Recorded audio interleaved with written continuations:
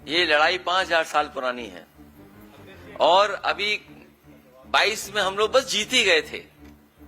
लेकिन कुछ अधिकारी जो जिनका होम टाउन है, नेटिव प्लेस प्रयागराज है, नेटिव प्लेस जिन अधिकारियों की प्रयागराज है, उन्होंने समाजवादियों के साथ बहुत बड़ा धोखा किया। हालांकि वो बात मैं नहीं कह सकता हूं। फर्रुखाबाद के एक जिलाधिकारी थे, उनसे हमारे प्रत्याशी ने कहा कि हमारे रिजल्ट को ठीक रखना, हमारे साथ बेईमानी मत करना।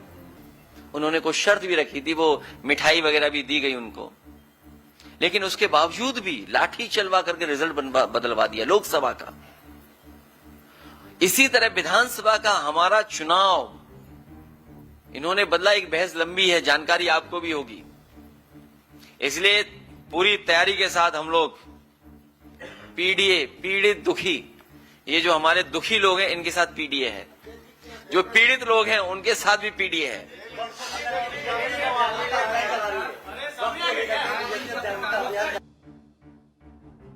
डर है कि सुप्रीम कोर्ट कहीं ये बिल निरस्त ना कर दे।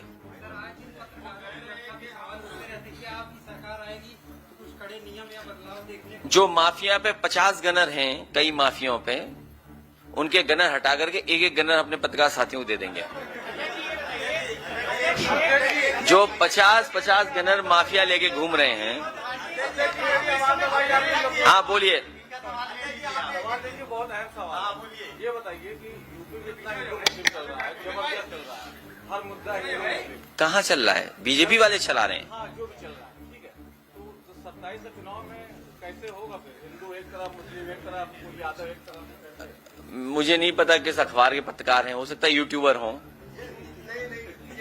अच्छा, इंडिया टीवी के हैं तो बहुत प्रतिष्ठित अखबार के वो हैं, ये बहुत प्रतिष्ठित अखबार है। ये जो बात हमें कह रहे हो, कभी कभी जो वहां बैठते हैं, जो बहस कराते हैं वहां पर, मुझे उम्मीद है नहीं, जब ये लाइव चल रहा है तो उन तक बात जारी होगी। हमें उम्मीद है कि वो चैनल पे जो बैठे हुए लोग भी समझेंगे। अभी अभी हारे यूपी में ही लोग, ये हार अभी भी स्वीकार नहीं कर पा रहे बीजेपी के लोग। ये जो बीजेपी वाले हारे हैं, ये जो हारे हैं, अभी भी इन्हें समझ में नहीं आ रहा हारे कैसे हैं। ये हमारे मौर्य जी हैं, कहाँ हैं? ये जीत गए थे लेकिन हार गए। जनता ने जिता दिया, समीकरण ने जिता दिया। हम लोग जो और एमपी हैं वो सर्टिफिकेट वाले एमपी हैं, वो जनता वाले एमपी नहीं हैं, वो सर्टिफिकेट वाले हैं। ऐसे बहुत सारे लोग हैं जो सर्टिफिकेट वाले हैं, वो जनता वाले नहीं हैं। तो अभी तो हम लोग यहां तक पहुंचे हैं। आने वाले समय में 2027 में भारतीय जनता पार्टी का सफाया होगा। और फिर तो सबसे बड़ी बात तो देखिए, इंजन से टकरा रहा है और अब सुनने मारा डब्बे टकरा रहे हैं। जो डबल इंजन अपने आप को कहते थे, बताओ इंजन टकरा रहे हैं कि नहीं टकरा रहे हैं? डब्बे भी टकरा रहे हैं। और सच्चाई तो यह है कि दिल्ली वालों को लखनऊ वाले धोखा दे रहे हैं। दिल्ली वालों को लखनऊ वाले धोखा दे रहे हैं। जब सेंट्रल बोर्ड ने यह कहा कि जो गंगा का और खासकर जो कुंभ में पानी है उसके पैरामीटर्स ये हैं, लेकिन स्टेट पॉल्यूशन बोर्ड क्या कह रहा था? ये डेटा है आपके पास। और आज भी हम और आप लोग चलें तो सब नाले खुले पड़े होंगे, सीधे गंगा में जा रहे होंगे। आज भी चले हम और आप लोग मिलकर के, तो इंजन टकरा रहे हैं। और जो अपनी कुर्सी बचाने के लिए कम्युनल रास्ता अपना रहे हैं, जो कम्युनल पॉलिटिक्स समाजवादियों ने खत्म किया अयोध्या से, उसी की वजह से ये कम्युनल होते जा रहे हैं और ज्यादा कम्युनल हो रहे हैं, क्योंकि इन्हें अपना वोट समेटना है। इनका अपना वोट इनके खिलाफ है। आप इनके विधायकों से बात करिए, थोड़ी देर तो अच्छी बात करेंगे, अपना कैमरा अलग रख देना, जब चाय पूरी पी लो तब उनसे कहना दिल की बात बताओ। अगर 100 न सुनाए अपनी सरकार के खिलाफ तो हमें बता देना आप। और दूर मत जाओ, जिनके लिए हमने स्पेस सूट बताया इस चौराहे पे लगा हुआ है, हम अपने पत्रकार साथी से कहेंगे स्पेस सूट उन्हें देना, पहुंचवा देना वाला।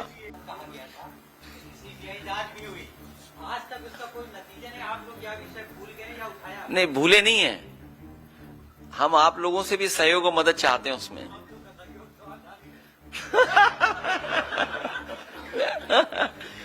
हम आपसे भी सहयोग और मदद चाहते हैं।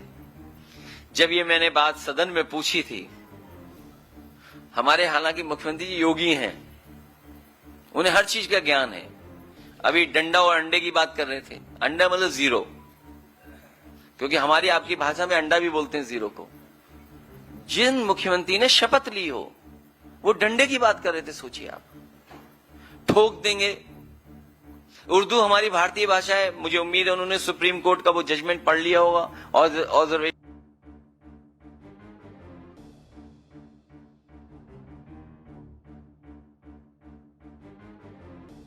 रिटायर हो रहे हैं। दो चीजें तो हमें पता है और आपको भी पता है।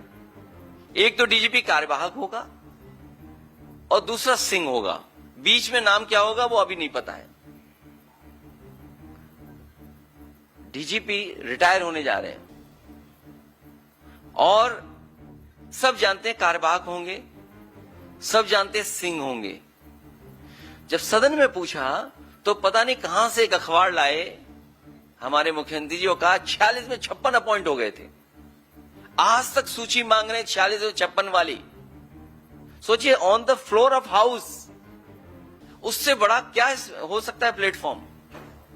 वहां झूठ बोल रहे हैं, वो वहां फर्जी आंकड़े दे रहे हैं। इनसे कैसे उम्मीद करो। बोले 100 करोड़ लोगों का इंतजाम हमने किया है। बताओ प्रयागराज के लोगों क्या गुजरा होगा आप लोगों पे। आपने सब कुछ देखा है। मैं तो यहीं के एक साथी का धन्यवाद दूंगा कि सबसे पहले उसने बताया कि ऐसी घटना हो गई है। प्रयागराज का ही नौजवान था और उस समय हम लोगों को जानकारी मिल गई रात को ही। 2:15 बजे मैसेज आ गया, लेकिन क्योंकि इश्यू बहुत सेंसिटिव था इसलिए मैंने ट्वीट नहीं किया और ना उस पर स्टेटमेंट दिया। मैं सरकार का इंतजार कर रहा था।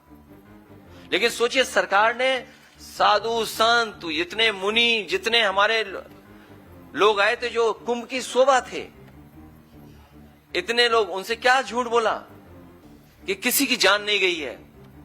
और आपने खुद देखा होगा रात के 2 बजे से लेकर के 11-12 बजे तक एम्बुलेंस आ जा रही थी।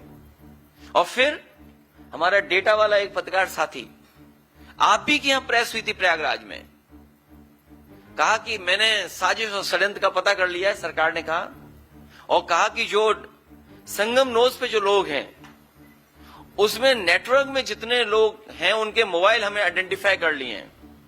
उन्होंने कहा कि 15 या 16 हजार की हमारे पास सूची है। अगर संगम नोज पे 16 हजार थे, हम वो डेटा गलत मान लें, हम 30 हजार मान लें, हम 50 हजार मान लें, अगर तो जो सरकार दावा कर रही थी 100 करोड़ का, वो बताओ 1000 या लाख का इंतजाम नहीं कर पाई। क्या हमारे जो गुरु संत आए थे, जो हमारे कुंभ की शोभा होते हैं, उनसे शाही स्नान के लिए झूठ नहीं बोला गया? और फिर शर्म तो तब आनी चाहिए सरकार को कि हेलीकॉप्टर से फूल बरसाए गए, क्योंकि वो जानते थे कभी भी शाही स्नान बदला नहीं, कभी शाही स्नान नहीं बदला जाता है। तो इन्होंने क्या साधु संतों से झूठ बोला था कि नहीं बोला था? और आपसे बेहतर तस्वीर, आपसे बेहतर वीडियो आपके किसी के पास नहीं होंगे जितने आपने देखा होगा मिस मैनेजमेंट। लेकिन जैसा हमारा पत्रकार साथी कहता है कि हम आपका दुख समझते हैं, हम आपकी परेशानी समझते हैं, और ये भी परेशानी समझते हैं कि इन्वेस्टमेंट तो आ गया है, चैनलों में आ गया है, स्टेट में इन्वेस्टमेंट नहीं आया है। जो दावा कर रहे थे 40 लाख करोड़, 40 लाख करोड़ से ज्यादा इन्वेस्टमेंट आएगा। चैनलों में तो इन्वेस्टमेंट आ गया, लेकिन कोरोना के बाद हमारे किसी भी पत्रकार साथी का वेतन नहीं बढ़ा। तमाम समस्याएं समाधान या उन सब चीजों को हम लोग समझते हैं। ये भी समझते हैं कि कितना गला घोंटा जा रहा है आपका।